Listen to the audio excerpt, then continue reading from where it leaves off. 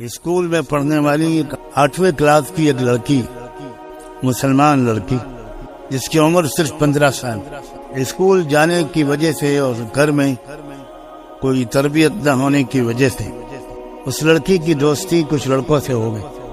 اس کے ماں باپ اپنی بیٹی کو بہت سمجھاتے رہے، روکتے رہے، لیکن لڑکی اٹل رہی، اپنی راستے پر چلتی رہی، یہاں تک کہ اس کے ماں باپ نے ڈانٹ ٹپٹ کر اس کو گھر پر بٹھا لیا اور اسکول اس کا جانا بند کر دیا۔ اس پر اس لڑکی کو اپنے ماں باپ پر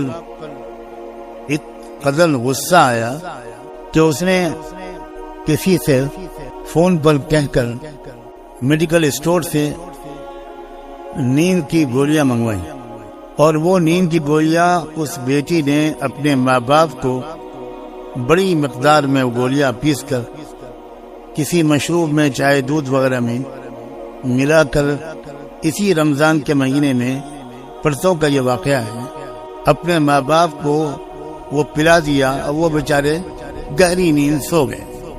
جب اس نے دیکھا لڑکی نے کہ ماں باپ اب گہری نیند سو گئے ہیں، تو اس نے دھاردار کڑہاڑی سے اپنے ماں اور باپ دونوں کا گلا کاٹا۔ جب پڑوسیوں کو کچھ اندازہ ہوا اور انہوں نے دیکھا تو باپ کو آخری سانسیں لیتا ہوا پایا، ماں تو مر چکی تھی۔ باپ کو لے کر اسپتال دوڑے لوگ، لیکن جاتے جاتے یا وہاں پہنچ کر اس کا دم نکل گیا۔ پولیس نے اس کی تفتیش شروع کی، تب اس سے پتہ چلا، میں تفصیل تو نہیں بتا رہا، مقصد تو کوئی خبر کی تفصیلات سنانا نہیں، تب پتہ چلا کہ یہ اس بیٹی کی حرکت ہے، 15 سال کی لڑکی، اور اس نے اپنے اس ماں کو، جس نے بڑی مشکل سے اس کو پیٹ میں رکھا ہوگا، جنم دیا ہوگا، پالا پوسا ہوگا، اپنی نیندیں حرام کی ہوں گی، اس باپ کو جس نے اس کی لیے کمائی کی ہوگی، سردی گرمی سب برداشت کی ہوگی، اس لڑکی نے اپنے ماں باپ کو کلہاڑی سے مار مار کے ہلاک کر دیا۔ بعد میں جب پولیس نے اور تفتیش کی تو تھوڑی دیر کے بعد اس نے اپنے جرم کا اقبال کیا، قبول کیا کہ میں نے ہی مارا ہے، اور وجہ صرف یہ تھی کہ مجھے وہ میرے دوستوں سے اور لڑکوں سے بات نہیں کرنے دیتی۔ آج کل لوگ 99% مسلمان ماں باپ اپنے بچوں کی تربیت سے بالکل غافل ہیں۔ مسلمانوں کو نہیں پتا کہ یہ اسکول کالج ان کے بچوں کی قتل گاہیں ہیں۔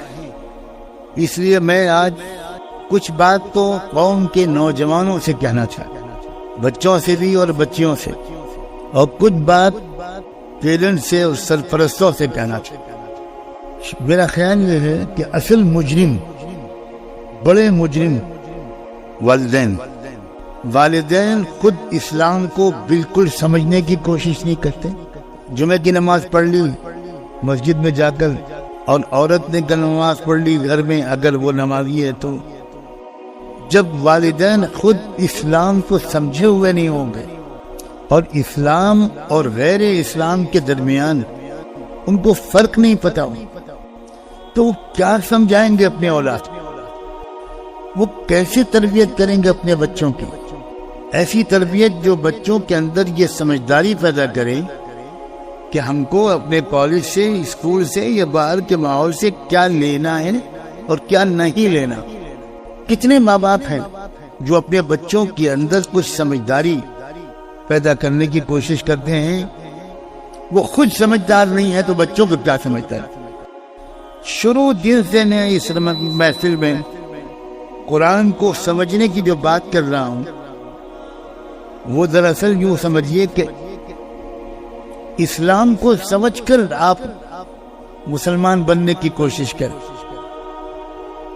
ایک روایتی طریقے پر ہم مسلمان ہیں، مسلمان کے گھر میں پیدا ہو گئے اس لیے مسلمان۔